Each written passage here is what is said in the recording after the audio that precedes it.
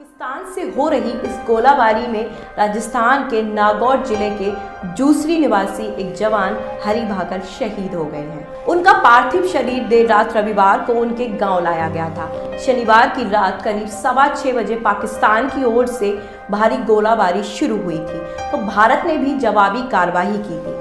करीब 1.25 घंटे तक दोनों के बीच में लगातार फायरिंग चलती रही। शहीद हरी भाकर ने अपने साहस का परिचय देते हुए पाकिस्तान के ऊपर 40 से ज्यादा ग्रेनेड दागे थे, जिससे पाकिस्तान के 4 बंकरों के साथ साथ 4 सैनिकों को भी अपनी जान से हाथ धोना पड़ा।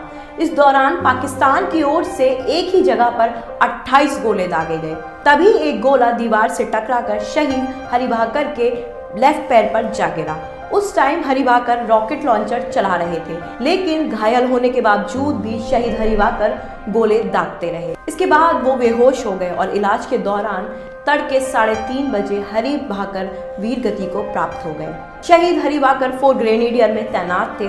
उनका छोटा भाई हरेंद्र भाकर भी भारतीय सेना में है और दोनों भाई जुड़वा हैं। दोनों का जन्म एक साथ हुआ था और दोनों भाई भारतीय सेना में देश की सेवा कर रहे हैं। 8 फरवरी को ही अपनी बहन की शादी में दोनों भाई छुट्टी पर आए थे, लेकिन 5 दिन बाद 14 फरवरी को पुलवामा आतंकी घटना सुनकर उनका खून खौल उठा और उसी दिन शाम को ही वो वापस पुंछ के लिए निकल गए थे। लेकिन वीर सपूत की शहादत की सूचना के बाद जूसरी गांव में माहौल गमगीन हो गया। पूरे गांव में सन्नाटा सा छा गया था।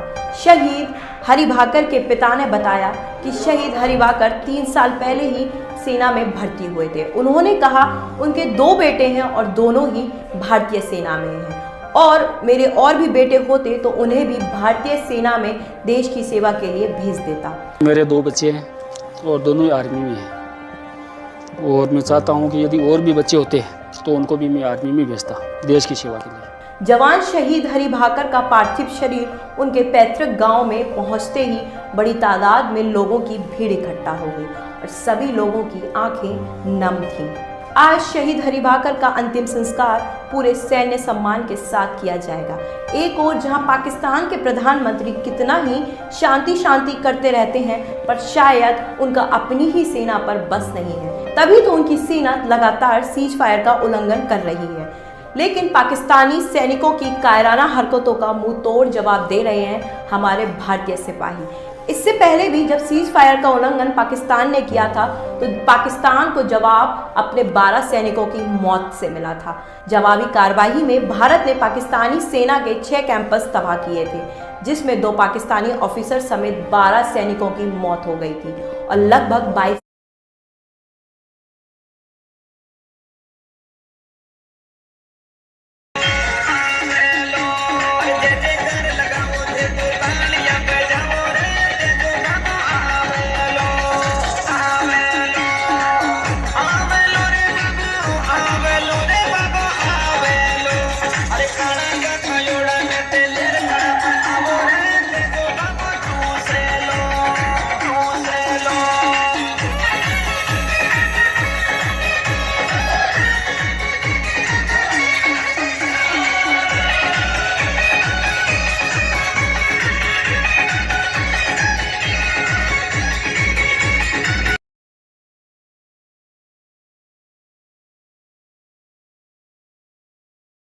महोदय, हृदय तो उस दिन फट गया जब बूढ़ी माँ अपने बेटे के चित्रों को देखकर बोली कि साहब आप तो भर्ती में 1 इंच भी कम नहीं लेते। मैं